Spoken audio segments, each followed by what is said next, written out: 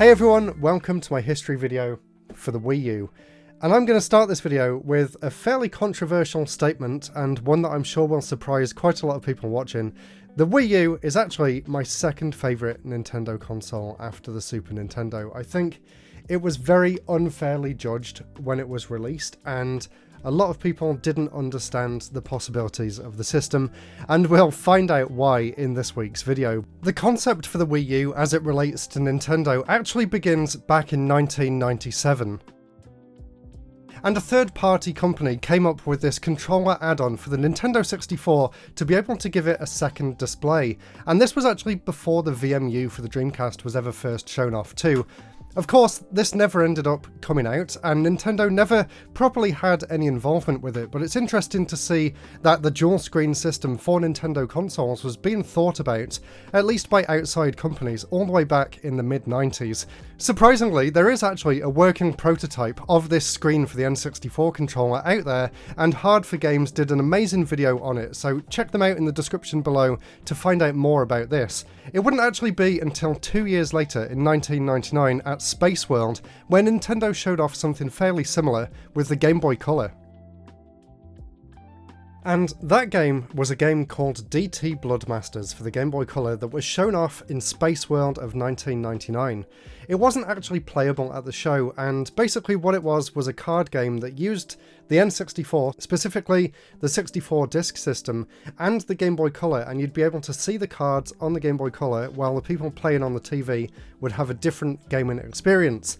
And that was Nintendo's first foray into what they would end up calling asymmetric gameplay. The game for the N64 was eventually cancelled, but that technology was moved forward to the GameCube and the Game Boy Advance with the link cable. And the joint venture that would create that asymmetric gameplay possibilities using the GameCube and the Game Boy Advance was a dual venture between Nintendo and Konami. It was called Mobile 21, and it used the same technology as the N64 and the Game Boy Color compatibility that we just saw. And it was also the same technology that was used in Japan to connect Game Boy Colors to mobile phones, which was used in games like Pokemon Crystal in order to transfer the Pokemon wirelessly. So it was a very interesting technology right from the start, but let's take a look at what Nintendo did with it using the GameCube and the Game Boy Advance. And this GameCube and Game Boy Advance technology was really the catalyst for what would become the DS and the Wii U in the future, so let's take a look at some of those early ideas. And there were some really interesting games released throughout the GameCube's life that used the dual screen feature of the TV and a separate controller with a screen in. Some of those including games like Zelda the Wind Waker, where you could get the Tingle Tuner and have a map on the touchscreen, something of course which would end up going into Wind Waker HD on the Wii U with all of the gamepad controls and features. As well as that, there was Nintendo's very impressive game called Pac-Man Versus, which they showed off at E3 2003, which was actually their big game of the show. It was a very bad E3 for them, but Pac-Man Versus is honestly one of my favourite multiplayer experiences ever.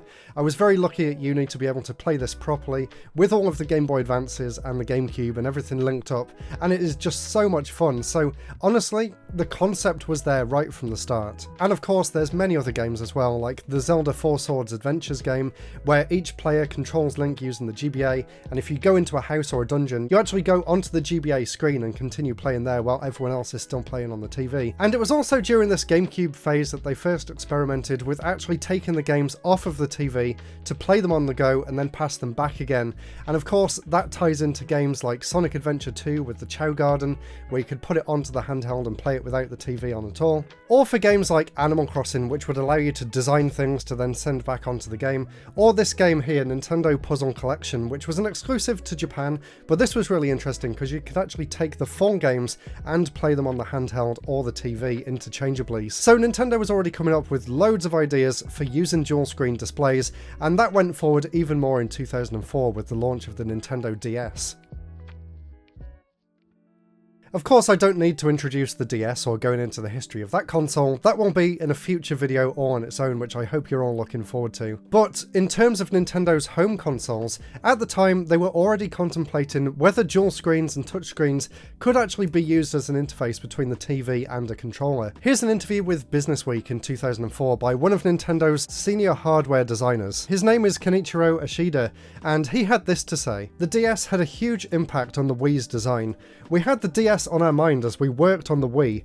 We thought about copying the DS's touch panel interface and even came up with a prototype, but then we rejected the idea, since the portable console and living room console would have been exactly the same. So at the time, they decided not to go ahead with the idea of having a touchscreen and TV interface. So now let's skip forward a few more years to 2008, which is 2 years after the release of the Nintendo Wii, and Nintendo had started coming up with ideas for their successor console, at the time known internally as Project Cafe.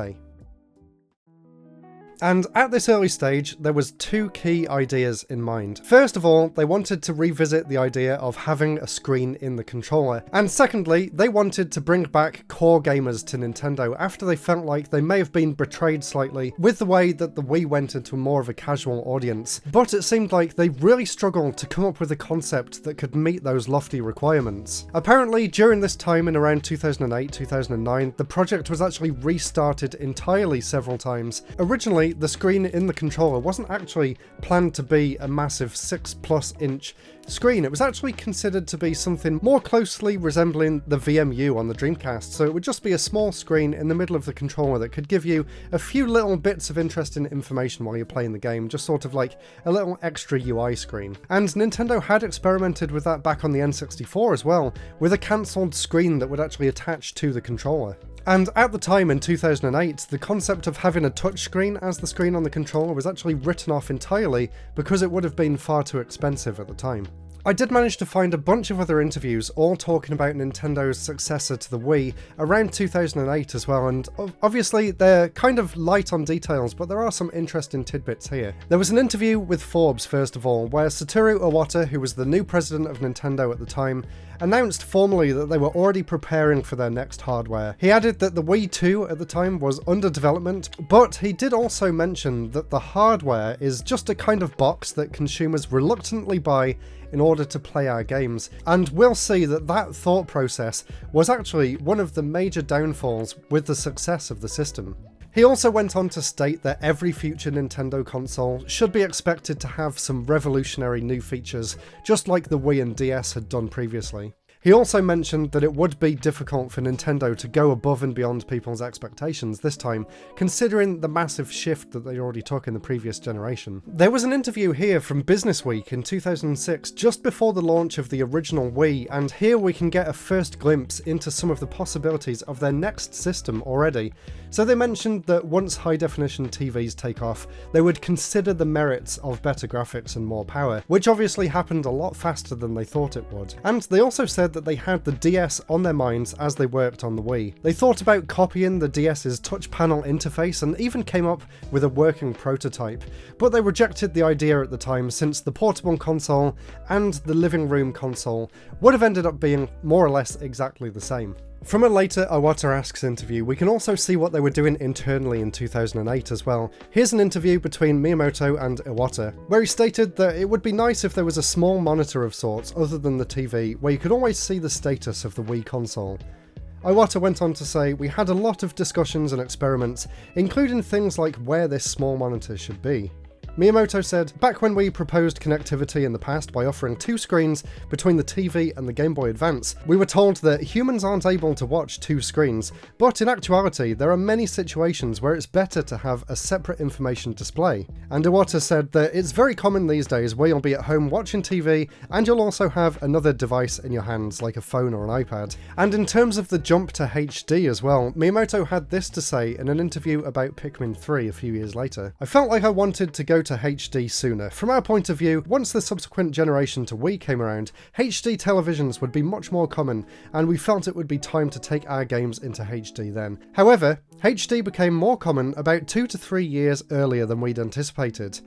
A main part of that was the prices for HD TV manufactured overseas had gone down at an unthinkable pace." And from a separate Iwata Asks interview, there's also more evidence here of them actually downplaying the role of the console itself.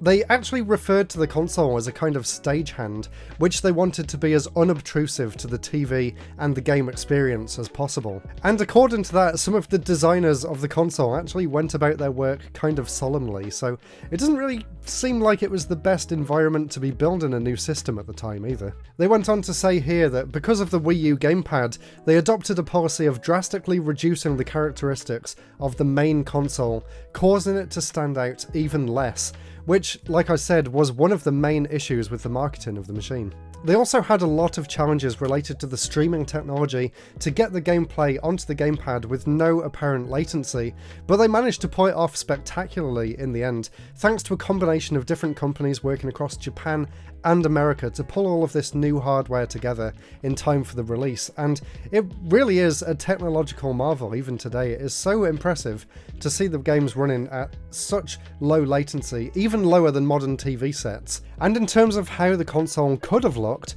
I also found out a bit of information about some of the prototype designs for the system too. So here's a few of those prototype designs for the Wii U gamepad, and these were actually shared by Nintendo in the Iwata Asks interview, so definitely check that out in the description. There was one that was made entirely from cardboard to test out the web browser, so there would literally be a piece of paper that you could pull as if you were scrolling through the screen, and that is just a genius idea to test a design of something. And there was also this very early prototype, which is literally just 2 Wii remotes and some analog sticks from the nunchucks attached to a tablet-shaped controller. So it has all the button configurations that you would need, but it is a very, very basic prototype. And you can actually see it shown off here in the Nintendo Museum in Kyoto as well.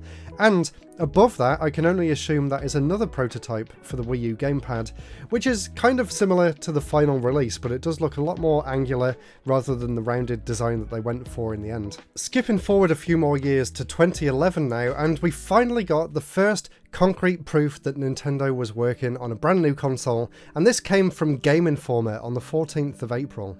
They stated in this article here that we have confirmed with multiple sources that this new home console is capable of running games at HD resolutions. Nintendo is already showing publishers the system in an effort to get them interested and allow them plenty of time to start developing titles in anticipation for the system's reported late 2012 launch. And as we'll see, that late 2012 launch did indeed come true. A day later, on April 15th, there was another flurry of news articles. So let's take a look at what some of those had to say. An uncredited source indicated that Nintendo was planning to unveil a successor to the Wii known as Project Cafe at its E3 2011 presentation. Cafe was claimed to be a high-definition console with backwards compatibility with the Wii. There was also a few other codenames floating around this time as well as Project Cafe. There was also Nintendo Stream and Nintendo Feel, both of which seem to have some merit to them because you stream directly to the controller and the feel of the touchscreen, so it does seem like these sources knew what they were talking about, even at this very early stage. And there was some rumours floating around about the controller design too. According to our sources, the new Nintendo controller will feature dual analog sticks in addition to the standard D-pad and trigger buttons. It will mirror a GameCube controller in general function, but not in specific form. They also said that there would be a touch-capable screen on the controller 6 inches in size, and although it doesn't really take the form of the GameCube controller, it does actually have all of the functionality of one, so they weren't a million miles off. And just before we get into E3 2011, I just wanted to highlight this quote from Satoru Iwata, and it does seem like he could see some of the challenges ahead. Because people outside the company don't have an insight into our development process, when people see this for the first time in 2011, when this is revealed, they might think, oh, Nintendo's going to add a tablet to their console? I think that might be how people see it. And that is basically how people saw it, except they thought it was a tablet for the Wii console and not a brand new system. So let's have a look at that E3 2011 conference and see where the marketing may have gone slightly awry. I'll be completely honest though before we get into this, I don't understand how people didn't come to the conclusion that it's a new system. I mean, they showed off the controller a lot, but I thought it was perfectly clear that these were brand new games running on a brand new console with enhanced graphics, enhanced resolution, and it also happened to come with a new control interface. I really don't understand how the confusion spread as far as it did, and I still can't get my head around why people still thought it was an accessory for the Wii, even years later, even though Nintendo cleared up their messaging. But either way, let's take a look at E3 2011 and see how some people may have come to that conclusion. So they started off the show by claiming that they hadn't yet achieved a game platform which was equally satisfying to the casual and hardcore audience, and they intended to fix this with their latest hardware platform. Some hardware is seen as appropriate for only the most active, passionate players. Others, like Wii, they say, seem to attract a large number of more casual gamers. As an industry, what we haven't achieved yet is a game platform that is equally satisfying for all players. Yet, this is exactly what we intend to create with our new home platform. They wanted to create deeper game experiences and also a wider appeal to a larger audience. And this E3 conference was also the first time we heard the name Wii U instead of Project Cafe, and here's Reggie announcing that new name. You might remember how the Wii name began to make perfect sense once you started hearing it as Wii. But in thinking about a new Nintendo system, we knew the prevailing thought would be this.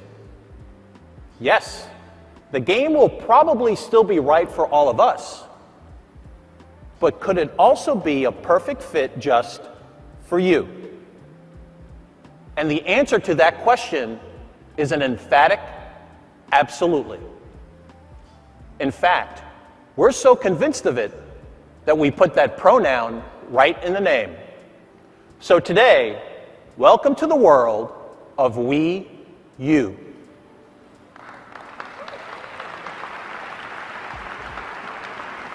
It's a system we will all enjoy together. And along with the new console and a new name, here's the first look at the new controller. And you can actually see here that this prototype version at E3 2011 actually has quite significant differences to the final release of the controller, which we'll see at E3 the year after. After that, they showed off an interesting tech demo of this bird flying around a Japanese landscape to show off the graphical capabilities of the system, which I still think looks really impressive, and I don't really think any Wii U games actually came close to this level of realism, but it was still cool to see the possibility of the console. They didn't quite have any full games ready to show, at least not internally from Nintendo, but they did go on to show a bunch of game prototypes, including New Super Mario Bros. Mii, which was the first look at what a HD Mario game could look like, along with playable Mii characters. There was a shield pose minigame where you have to try and stop an arrow by moving the gamepad side to side and up and down. There was actually a few games which ended up becoming games in Nintendo Land showed off at this event as well. So we had Chase Me, which became the Mario game in Nintendo Land. We had Battle Me, which became the Metroid game in Nintendo Land. They also showed off Lego City Stories for the first time, which they were actually really hyping up as a big game for the system. And I've actually heard it's a really good game, but I've never actually played it before. They also had this sizzle reel here where different developers would come and talk about the new console and their experiences with it. And basically what they were trying to get out of this was the fact that Nintendo heard the voices of the hardcore gamer, apparently, although we'll see that that wasn't exactly true a bit later on. And then they shared some third-party games for the system, and it's kind of sad looking at this list. Let's take a look at how many actually came out. So Darksiders 2 was there, and that one did come out. There was Dirt, which was cancelled, Aliens Colonial Marines, which was cancelled, Ghost Recon Online, which was cancelled, Metro Last Light, which was cancelled, Tekken, which became Tekken Tag Tournament 2, Ninja Gaiden 3, which got cheers from the crowd. People were very excited to see that one. Again, it's a game I haven't played, but I really want to. They also showed off a bunch of games from EA, most of which would also be cancelled. So they showed off Battlefield, which would be cancelled, Madden and FIFA, which I believe did come out for the system, Need for Speed as well, which did come out, Harry Potter, which was cancelled, The Sims, which was cancelled, and Call of Duty, which did actually get a few releases for the system. And on the show floor at E3 as well, they also had a few other tech demos. They had this very impressive Zelda tech demo where you could move the camera around and change different things on the touchscreen and see a really impressive HD battle playing out on the big screen in front of you. It was nothing more than a tech demo though to show off how a potential future Zelda game could look and play on the system using the bottom screen for item management. So you could say that during this conference, Nintendo kind of failed to get the message across with the Wii U, but that wasn't the only failure going on at this time. Developers were also failing to get anything up and running on the system, so around 2010-2011 they'd been given dev kits, but it really sounds like hell developing for the system. Here's a blog post that I found by an anonymous developer who went into some of the struggles with getting their games to run on the Wii U, and it honestly sounds like a nightmare, so get ready for this. So the first red flag was right at the start of development, before they actually got their hands on the dev kits. Nintendo came to them to try and sell them on the idea of developing games for the new console, and one of the first things they mentioned, and I'll read this outright, they wanted a console that was the same size as the Wii and wouldn't make much noise, so Mum wouldn't mind having it in the living room. It was during this statement that alarm bells started to ring in my brain. If Nintendo wanted the hardware to have a small footprint and to be quiet, they needed minimal fan noise, meaning that cooling was limited, which in turn meant that the CPU would have to produce a minimal amount of heat, which meant that the clock speed would have to be kept low. And it turns out that the CPU would actually be significantly slower than the Xbox 360's CPU, which came out 6 or 7 years earlier at this point in time. After that meeting, a lot of emails went back to Nintendo for feedback. It was almost a universal answer that it wasn't going to be powerful enough to run next-gen engines, and it might even struggle to do current-gen PS3 and Xbox 360 titles.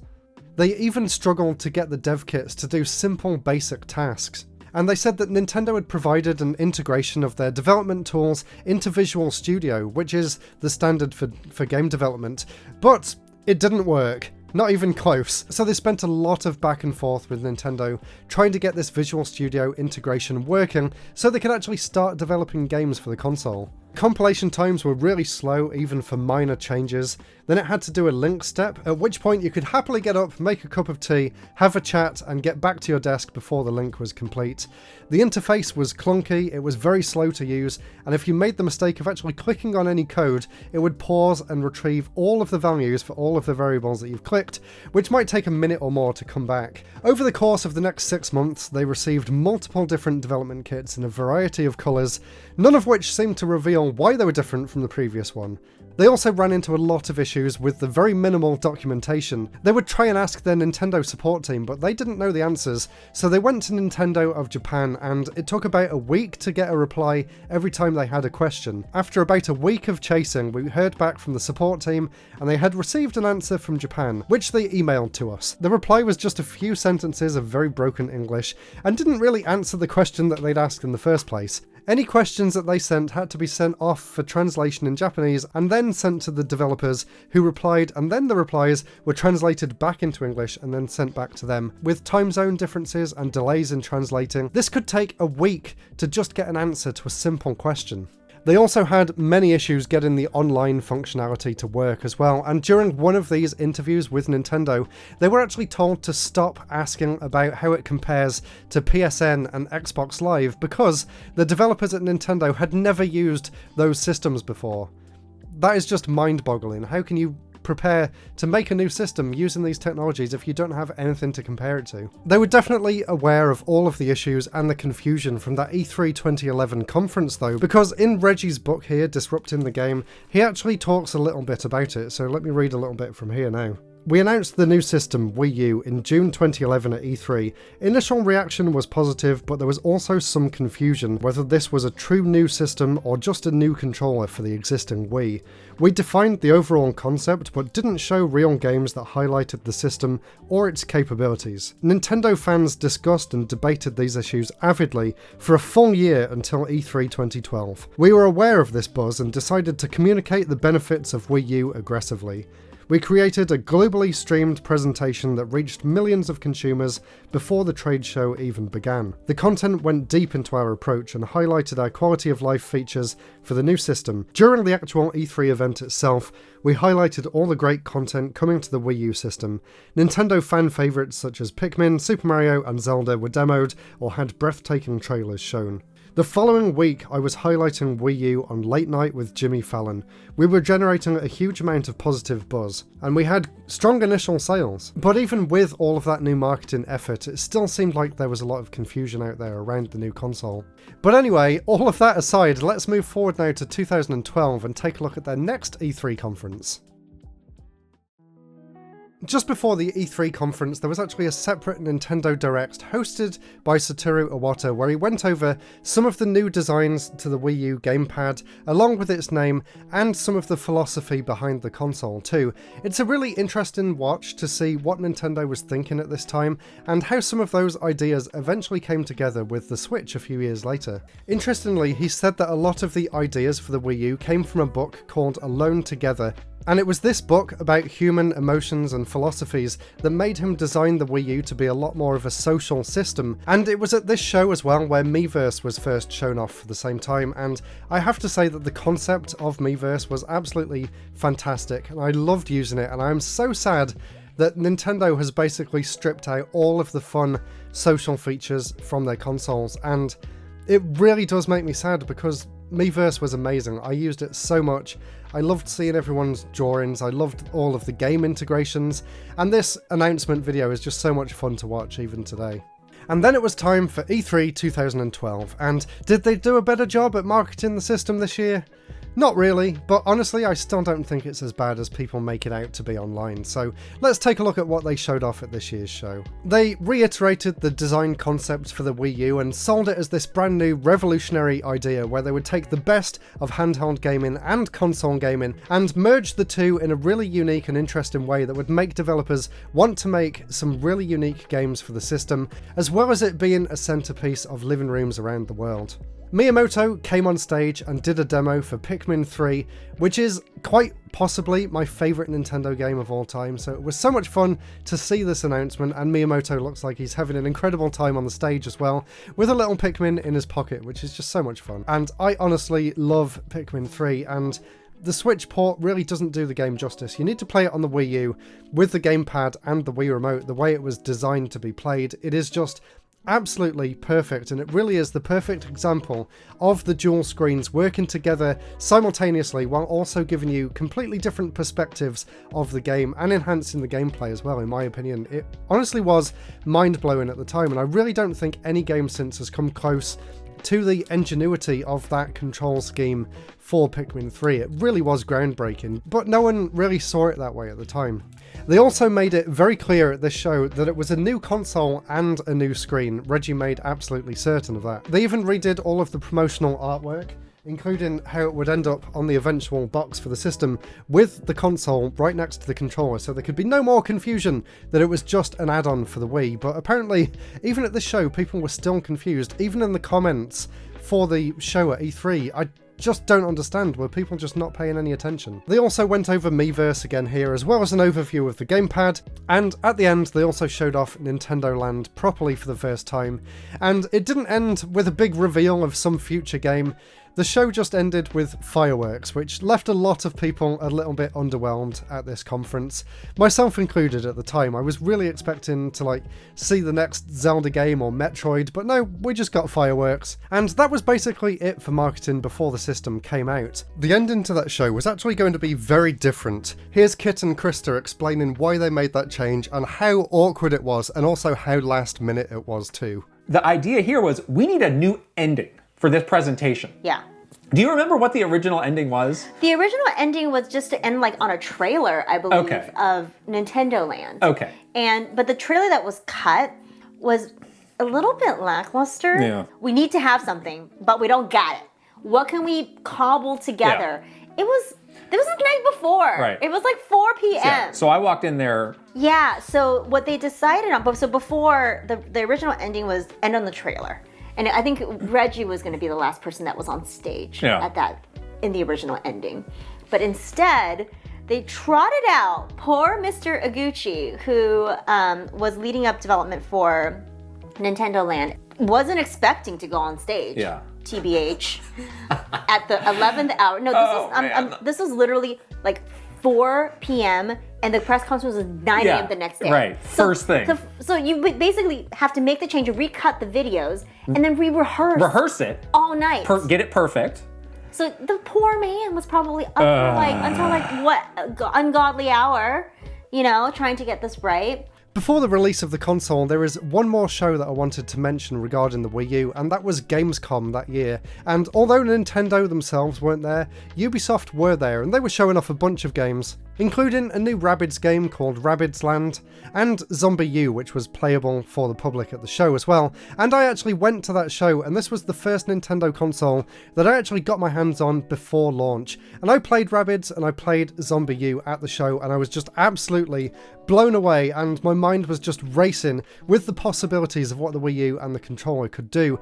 It really did feel like I was in the minority with this though, which is just so sad because it really did have so much potential, but people just, for whatever reason, just couldn't see that. And it was really frustrating because I really wanted to sing its praises, and I did so on YouTube at the time, and I spoke to a lot of people that played it, and they really enjoyed it, but other people outside of the Nintendo bubble just really couldn't see the appeal of it, unfortunately. Nintendo themselves did also feel like people needed to get their hands on the console and experience it in person to actually understand its capabilities. So throughout the summer of 2012 in America, Nintendo hosted preview events where people could go hands-on with the console before launch, and they also uploaded this video to YouTube where they announced their plans for the rollout, as well as the fact that they would be publishing Bayonetta 2, which was the first time that we'd heard from that game as well.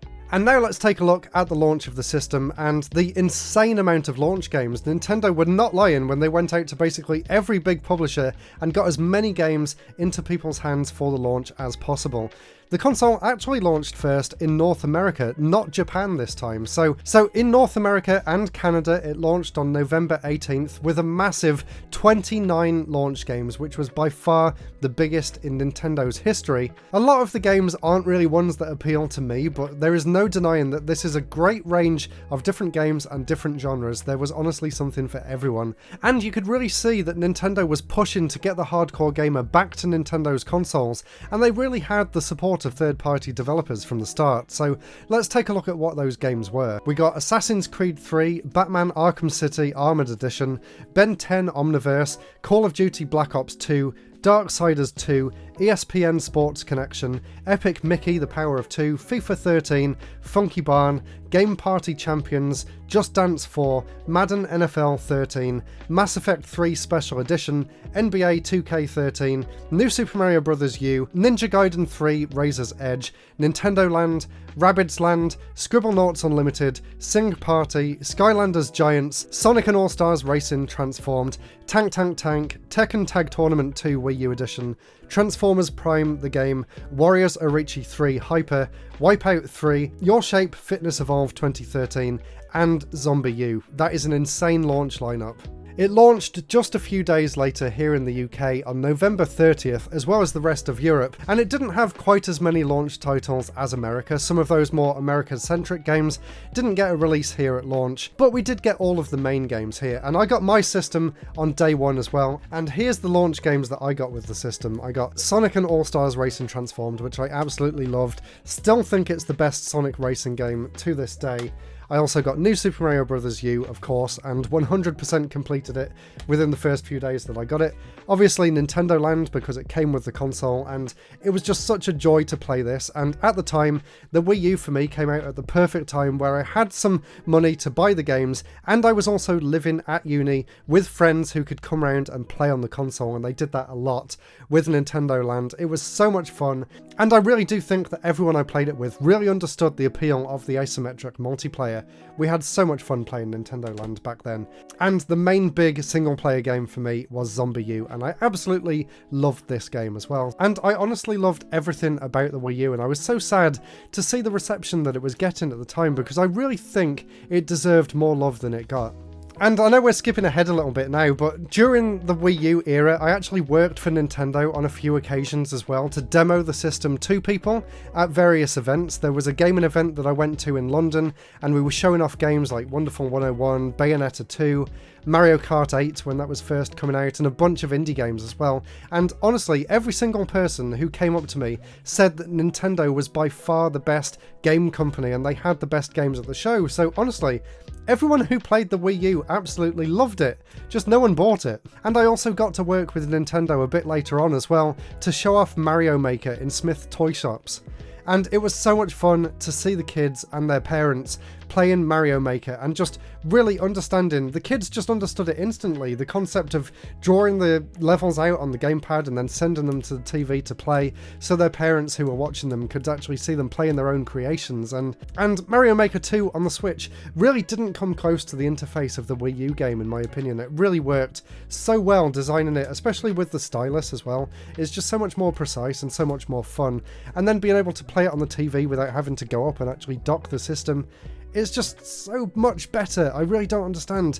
I know I'm going on and on about it in this video, but I really don't understand why people didn't get the appeal of the Wii U. It really does make me kind of upset, honestly. But anyway, moving forward a few months to the launch in Japan, and they got even less games than the rest of the world. They only got a few of the bigger third-party titles, as well as one that came out for the launch in Japan, which would get a worldwide launch a bit later on, and that was Monster Hunter 3 Ultimate, which of course did very well in Japan, but mostly on the 3DS, not on the Wii U. And then the Wii U slowly trickled out to the rest of the world and then kind of died off in the years to follow, and it is such a sad story, the downfall of the Wii U. I really do think it deserves its own video in the future, but it did set up Nintendo for the success that would come in the near future with the Nintendo Switch, which they really rushed out the gate to try and put aside the Wii U and the failings of that system. And that is for the next video, so thank you so much for watching. I really hope you enjoyed this look back at the Wii U. Let me know down in the comments below what you think of it. I honestly believe it's one of Nintendo's best and most innovative systems that they've ever made, and I will always think that as well. I've actually had it hooked up downstairs, and I've actually been playing it more than the Switch recently. I actually played all the way through Twilight Princess HD again recently, and I've started playing Star Fox Zero as well, which is one of my favourite games on the system too. But anyway, all of that's for a future video, so subscribe if you want to hear me gush more about my love of the Wii U in the future. But that's it for now. Click up here if you want to see my history video for the original Nintendo Wii, and join me next time when we'll take a look at the Nintendo Switch. Thank you all so much for watching, and I'll see you all again very soon. Goodbye.